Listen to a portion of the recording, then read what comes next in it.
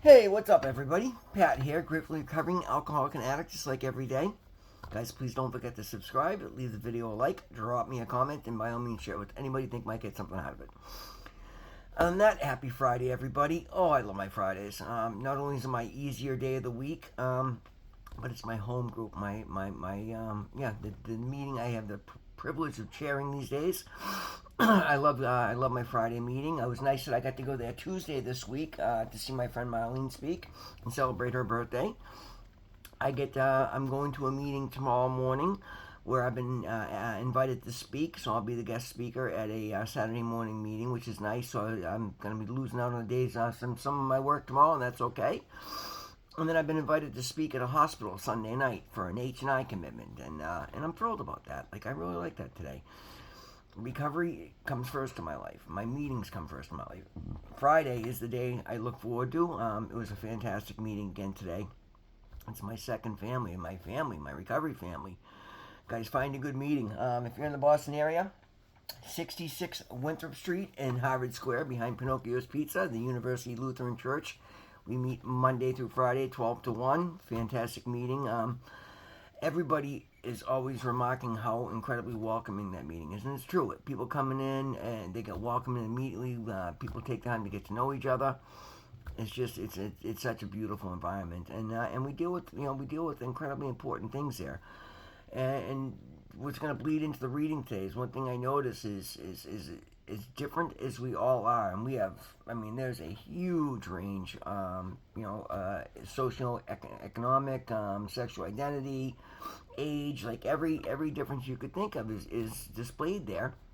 And every one of us are dealing with the same underlying issues with addiction and alcoholism, and then the fears and insecurities that come with it, the remorse for the actions we take, and it's why the program works for everybody, guys. Because at the end of the day, addiction and alcoholism, as much as we're all unique and we have our own unique story to tell, we face a lot of the same situations because the disease affects us as differently as it affects us. It affects us in the same ways and causes us to repeat similar behaviors. And the stories are different, but the underlying feelings and actions and traumas are very similar, and we can all identify there. And it's something I would have poo-pooed in my former life because I thought I was so strong and I didn't need help and nobody was like me, and anybody that go into a support group I used to just not look down on, but I was like, oh, that's for you know what I mean. And yet I was out there failing miserably over and over again, and living out of fear. I had so much insecurity that I couldn't even look at who I was and find out who I really was. And then come to find out, I've done all this work for these 16 months, and for once in my life, I not only have humility, I not only have acceptance of who I am, but I love who I am. And that's led me to go out and take actions that are aligned with who I am, and therefore start to love my life. Then it just so happens that I've actually come to find out that I'm a people person and everything else, and I actually get along with people. Other people like me, and I get to have relationships, and I get to build a business, and I get to be successful. I get to be proud of myself. And all of that's come from recovery. So I do all this work in recovery because it's what gives me my life. It means everything to me. Guys, and one thing's very common with people early in recovery, first getting into the steps, everybody dreads the fourth step. And myself included in past times around. Not this time, because I've already seen that the risk reward is so well worth it. Everybody's so terrified to put to paper and to speak to another human being about the worst of us. And like I think I touched on it yesterday's video, guys. Like people, it's the same thing. People come into the meeting and you can see the fear when they're speaking the first time. Like, oh, I did this, and I'm like, yeah, yep, we know, been there, done that. Got the T-shirt, wrote the book. Like, yes, we get it. And we don't say that to belittle anybody's experience, but just let you know, like, yeah, you're not chronically unique. We've all been there, and we've all gotten over it. And the 12 steps are how we do so, if you want to get the most out of it. So, guys, the title of the reading today is Fear of the Fourth Step, and it's a very common issue, and it's a great reading. So let's do it. As we approach this step, most of us are afraid that there is a monster inside of us that, if released, will destroy us. Most of us are terrified to look at ourselves, to probe our insides. We're afraid that if we examine our actions and our motives, that we will find a bottomless pit of selfishness and hatred. But as we take the fourth step, we'll find that those fears are unwarranted. We're human, just like everybody else, no more and no less. We all have personality traits that we are not especially proud of. On a bad day, we might think that our faults are worse than anybody else's. We'll have moments of self-doubt. We will question our motives. We may even question our very existence. But if we could read the minds of our fellow members, we'd find the same struggles. We are no better or no worse than anybody else. We can only change what we acknowledge, and understand. Rather than continuing to fear what's buried inside of us, we can bring it out into the open. We will no longer be frightened, and our recovery will flourish in the full light of self-awareness. The affirmation is just for today. I fear what I don't know, so therefore I will expose my fears and allow them to vanish. Guys, so incredibly true, and especially for me. I was convinced that I was a monster, that I was, there was something wrong with me, because on one hand, I got a very high IQ, I've got all these mechanical abilities, and yet I didn't have the ability to live a life and to act like a human being and keep my life from burning to the ground. And I thought there was all this crazy levels of just dysfunction and disability to me, and it was terrifying, and it kept me from even trying. And that's what fear will do. Fear will paralyze you. We fear what we don't know, so we don't want to open that door. Guys, it's not the case. Finally, my despair became so overwhelming that it outweighed the fear of being willing to look at these things. And what I found when I did was mind-blowing. I found that I was a drug addict, that I was doing things that were not who I was because I was hooked on drugs, and that chemical urge overcame my morals, my intelligence, my senses, my love, anything. Addiction was stronger than I am. Boom. That's it. That's what caused me to do all these things that made me think I was mentally deranged. Further, I didn't have a lot of the answers because I didn't ask the questions. It was really as simple as that. When I actually sat down in recovery this time around and just started participating in the workshops, getting into meetings and speaking honestly, more importantly, listening to others and realizing all these other people were telling my story yet from their experience. In other words, the same. I wasn't chronically unique. Other people had been through just what I'd been through. Other people had felt the same things I had felt. And they'd found a way out. And here they were coming in. In my early days, I'm sitting in the back, and I was terrified anybody was to know me, and nobody's going to accept me. The same thing everybody does. And I'm watching these people up in the old room. It was more of a square, and they're kind of like a half circle in the front. And, these people sit up there, and they're just loving on each other and hugging and just chatting and laughing, and they know it. And I'm like, wow, how? Right? But I kept coming. And it was my turn to speak. I just speak openly. People came up and asked my name, and when I showed back up the next week, they welcomed me, and they asked me how I was doing. I asked them about them, and boom, little by little, I started sitting closer and closer to the front, and before too long, I was right up there with them, and they knew when I had my surgery, people were calling to check on me. They rallied around me, and I realized I was just like them. I was just an addict trying to find recovery. They also saw that I was just like them, and as they got to know me, they realized I was doing good things. I was holding on. I was making an effort, and they applauded that, right? So I started to let my guard down. Started to, engage. Now these people are my family. I get so excited when I see them. They get excited to see me, and it's genuine, and it's beautiful, and it's because I found the same love for recovery that they have. If you're going to a meeting because a halfway house makes you, go find another meeting and find. Oh, never mind. Give yourself a chance. Just let go of that pretense and start thinking it can't work for you. If you're fighting with the program, guys, you're going to lose. The diseases get you. That means the disease is still in control. We're going to have this disease for the rest of our life. It doesn't go away. It is a chronic, lifelong illness, but there is a very easy treatment. There's a very simple treatment. I should never say easy because everybody's, that's relative. Easy is a relative term. Things come easy to me today because I compare the absolute just travesty that my life was for as long as it was, because I'm extremely hard-headed and it took me that long to get to a point where I was willing to surrender.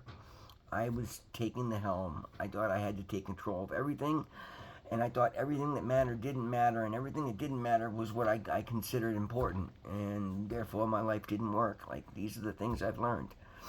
But by looking at myself, by doing the work, by putting pen to paper and just being honest, I started to see insights and understanding, like, okay, well, this is why that happened. And it was nothing crazy. There's no monster inside of me. I've actually come to find out that despite my record being as deplorable as it is, that I'm not even a criminal. I support law and order. I'd love to see the underdog win. I'd love to see other people treat other people well. I don't like to see people suffer. I hate to be a part of it, and I refuse to be any part of belittling anybody else. I get good feelings when I get to uplift somebody else. When I go out and do a good work in my community, it makes me feel good. Wow, these are the attributes I was so afraid to look at. But that's what addiction will do, because in addiction, I couldn't live from those attributes. They didn't align with the crowds I was hanging out in. They didn't allow me to get my drugs and feed my disease, so I couldn't function. So I had to portray a whole another set of values. I had to hang out in situations that didn't value those values, so I had to hide them, and then I had to play the part of this criminal, tough guy. Like, it's not who I am. Yes, I go to the gym and I put up an exorbitant amount of weights because I'm working on my health and I'm going to the gym, and God rewards anything I put effort into because I try to take good efforts. That doesn't make me a tough guy. It makes me strong. A tough guy comes from getting up in the morning tired and sore and going up and facing my day without the use of drugs. Tough guy is when I go and I speak in a meeting, or I speak at a commitment, or I go to an H&I commitment, or I stop and help someone when I'm running late and I got people riding me, and I see somebody that's in need of help and I stop and give some person help. That's a tough guy. The tough guy does the right thing when it's not easy to do the right thing, when the easy thing would be to ignore it and just be selfish. That's a tough guy, and I'm working on being a tough guy in that way these days. But not by belittling anybody, not being better than anybody else. And that's the other thing, guys. From feeling like I was so chronically unique that nobody could understand me, I couldn't even understand myself because I didn't take the time to understand myself. And it's amazing. People often remark about the comeback that I've made, how quickly things have turned around in my life so dramatically. And they ask me how I did it, and I tell them the same thing every time. I put my recovery first. Recovery for me and for other addicts like me is the key. Like I said in my earliest videos, my life is just wildly blessed. Miracles are popping up left and right. Like, I feel like I've cracked a code. And what I didn't realize is I did. I found recovery. I put recovery first.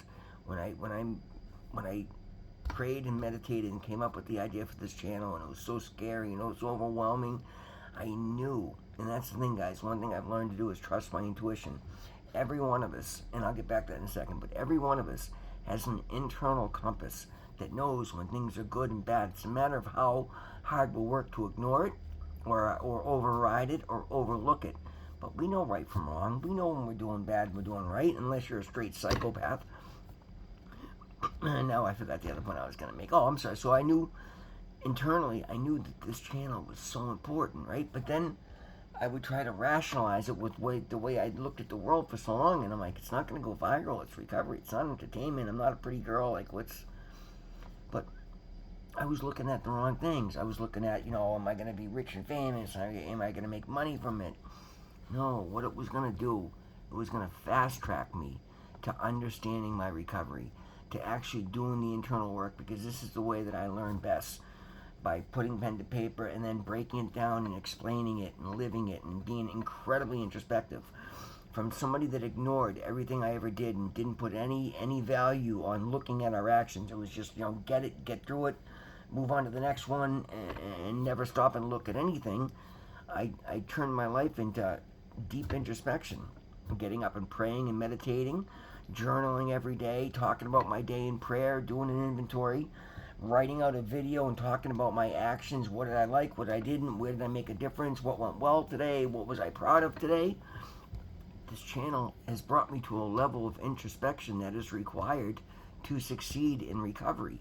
That has been the beauty of this. And I thought that, the gift's going to be so much different. No, the gift was, it was going to teach me how to live a life. It was going to teach me how to find my true purpose, find who I really are. And then I had the opportunity, I had the decision to make as I discovered these things. Am I going to go with the status quo and act like Tom, Dick, and Harry out there? Or am I going to have the courage of my convictions to walk the walk of the talk that I talk? And again, this is where the channel came in, because I'm like, well, if I'm going to go make a video about it tonight, I better do it in every day. And guys, the only person that can judge me is myself and my higher power. My higher power has judged me, and from the looks of it, I'm passing because he's showering me with blessings. But I couldn't do this and continue to do this, and I wouldn't have the alignment and the luck, and things wouldn't fall into place the way they were if I wasn't being authentic, and I knew that. So every minute of the day, as I went to do something that wasn't for my highest good, it would just pop, like literally, subconsciously, is this what we're about today? Is this what we can make a video about today? And for those first 6-7 months, every single action, every thought, and if I had a bunch of thoughts during the day I didn't like, I'd come home at night and journal. Why am I thinking these things? Because when I'm just in the flow and I'm doing good things and I'm listening to recovery and I'm working recovery and I'm practicing these principles in all of my affairs, I feel good. That is my that is what I base everything on today, guys. What makes me feel good inside? Because come to find out, after being deprived of the light for so incredibly long, I like being in the light, God's light, the light of goodness, the light of right, of living clean. So any little thought I had that would be towards the dirty side of things and just wasn't for my highest good, not to say perfect, but I'm saying the best of my ability, the best I can acknowledge. And as I've learned, I've made it bigger, and I've learned other things. And sometimes when you learn this one, it leads you to this one. And then what felt good over here, it doesn't feel so good over here because you've changed your baseline. Everything's progressive, and that's what I've continued to do. And that was the importance of this channel. It was going to allow me to find the best version of myself, and it was the way that I took the steps that I didn't know how to take. And that was one of my big concerns early on. I'm like, I know this is what I want. I know I'm capable of succeeding in recovery, but I don't know what to do. I don't know how to do it. I don't know what's right and wrong. So this is how I found it out. So find your version of it, guys. Go to a meeting. Talk to your sponsor. Work with. Take all the help you can. When people ask me, well, what did you do in early recovery? I did everything. I did IOP. I did men's meetings. I did group meetings. I did group therapy. I did private therapy. I did recovery coaching, recovery advisors. I went back to school. I went to meetings, found a home group, found a service position, went on every commitment. To this day, I've honored every speaking commitment I've been offered, and I hope to God I can continue to do so.